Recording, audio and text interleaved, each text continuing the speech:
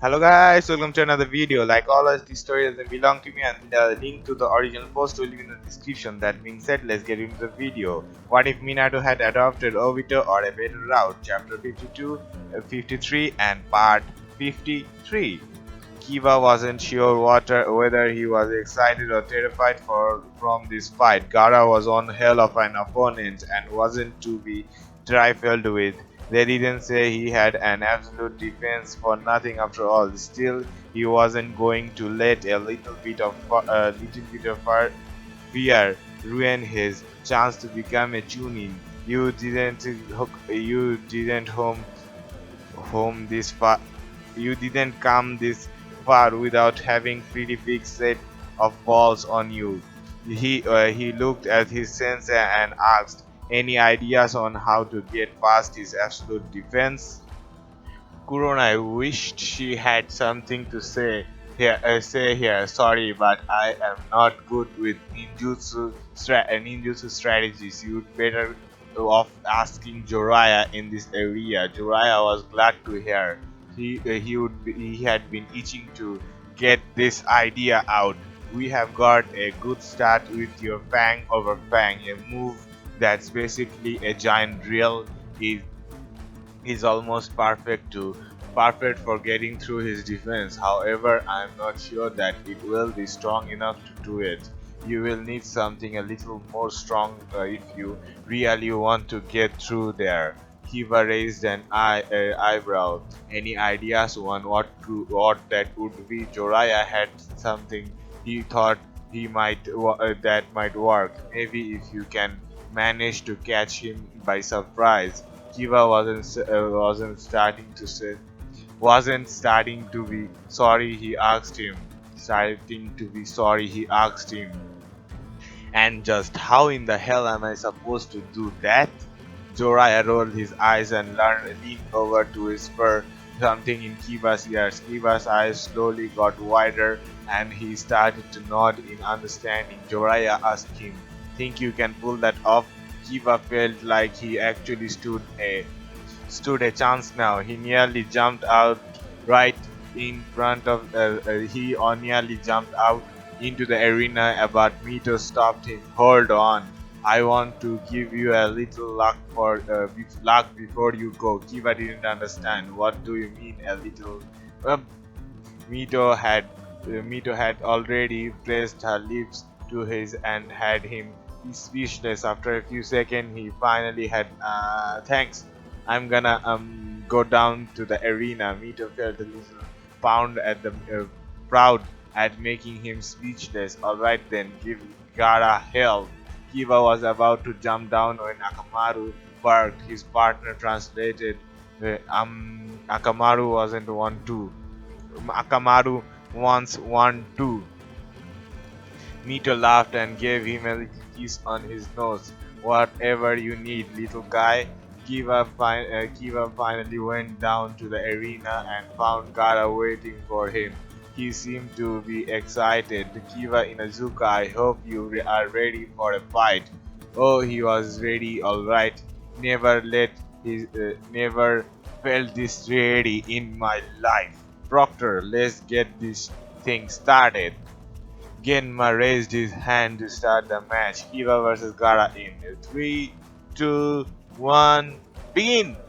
Gara immediately sent his sand after Gara and Akamaru, who are already putting their palm in action. Kiva got as far away from Gara as he could manage and throw down a smoke bomb. After a few moments, he could sense something coming straight for him, which turned out to be a giant spinning looking thing. Raising up his sand, Gara created a wall of sand to stop the drill. It hit hard and came close to getting through, but it just wasn't enough. Gara was about to launch a counter attack, but suddenly found himself sensing another attack coming at him from the other side. He raised his hand again and made another wall of sand. only this one wasn't nearly as fast as he liked, as the first one. The fang over fang broke through and hit Kara straight on. Granted, it didn't hit as strong as it would have if the wall wasn't there, but it was still decent hit. It sent him flying into the nearby wall. Kara didn't stay down long though. His armor immediately started to fill in the cracks that Kiva had made, and he started to send some started to send some sand at Kiva and Akamaru. Kiva solo under sore under his breath. He was really counting on that attack to finish him off, but looks like he wasn't going to get that lucky.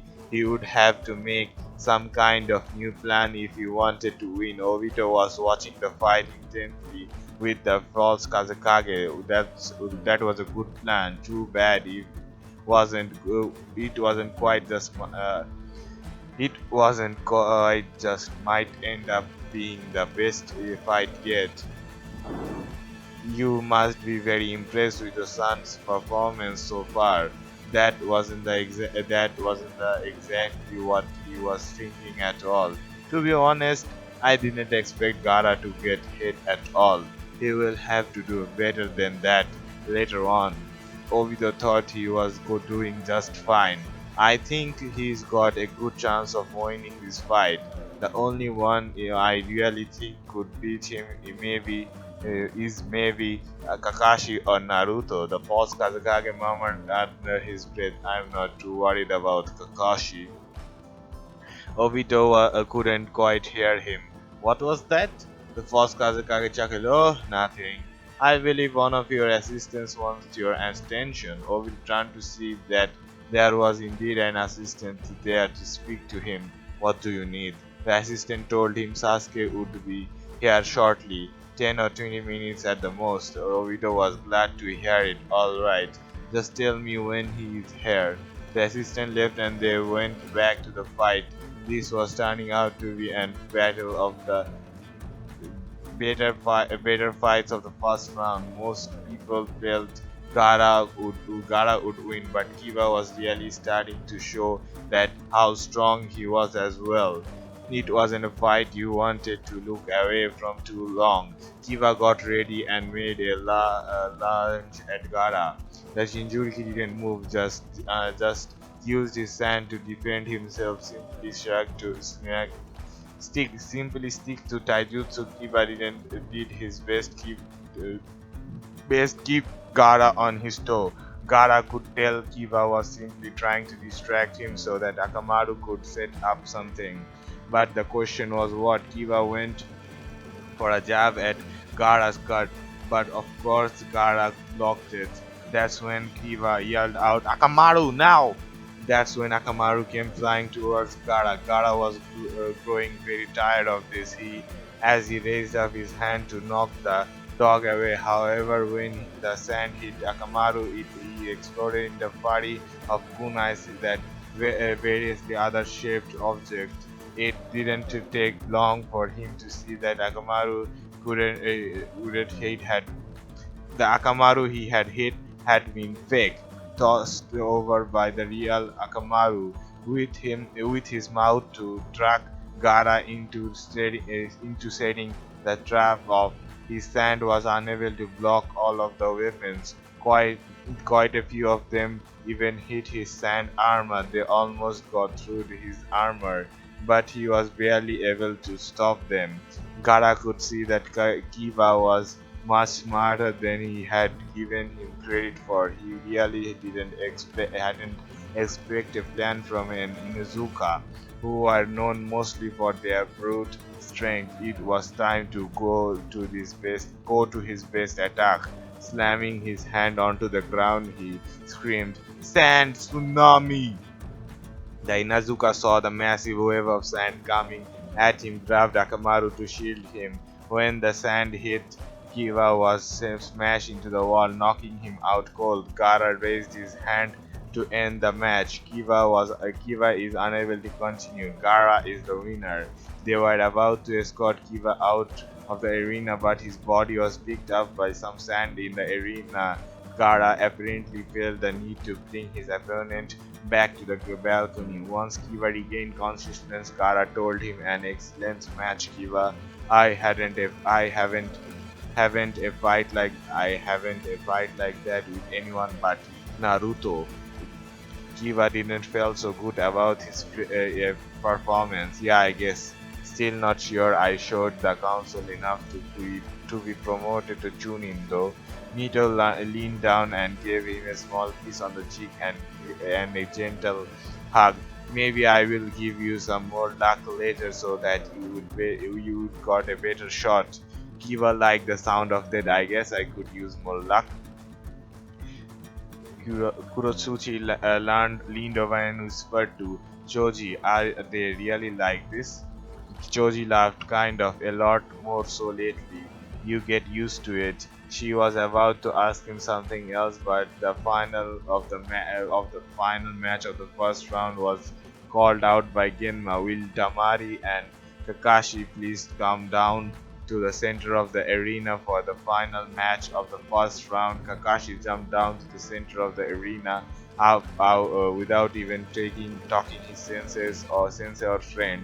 He was clearly pretty excited for this fight. Tamari came down and joined him not long after, immediately causing him to yell, "You ready, Tamari? Cause Kakashi is about to show everyone what he can really do."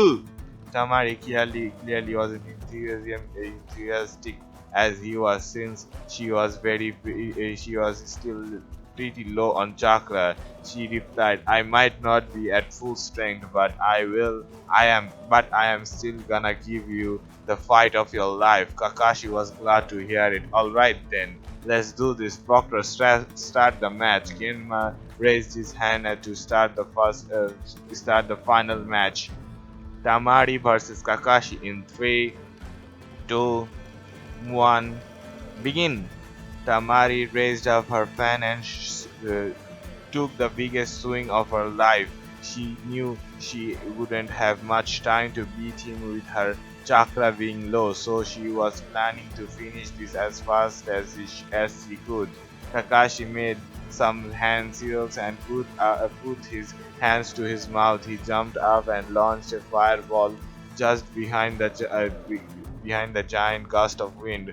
Obito smirked at his son from the Kage box, launching a fireball just as the fight ju- uh, launching a fireball just at the right spot so that the wind would enhance the fireball attack. Smart Kakashi, very smart. Tamari narrowly avoided the hit and brought her fan up again, this time in a defensive position. She was going to try and get Kakashi in a close range combat, as she had never seen him fight close combat for a long period of time, and was hoping that that might be his weak point. She ran at him, started to using her using. She ran at him, started to use her taijutsu in the hopes of taking him out. Sadly, she soon found out how wrong she was about his close range combat fighting skills. Making some hand seals quickly, he struck his out shadow snake hands. Tamari watched in awe as Kakashi's hand became snakes and charged after her. They wrapped around her arms and legs, allowing Kakashi to bring his foot up and gave Tamari a strong kick to the chest. In the state she was in, that was all it took to take Tamari off her feet and let Kakashi give her a quick strike to the head like he had done with those who. Genma called out the match. Tamari is unable to continue. Kakashi is the winner. Kakashi grabbed Tamari and jumped up to the balcony. Anko noticed that he seemed a little sad under his mask. "What's wrong, Gaki? You just made it to the second round of the final." Kakashi bowed slightly. Kakashi was just hoping for a little bit of a harder fight, that's all. Tamari was all tired out. Ino walked over to him. Mito gave me an idea for a consolation prize. Kakashi raised an eyebrow. What's that? Ino took off her to Ino took off his mask. You really have to ask? Ino pressed her lips to his in a passionate kiss. Kakashi was absolutely speechless for the first time in his life.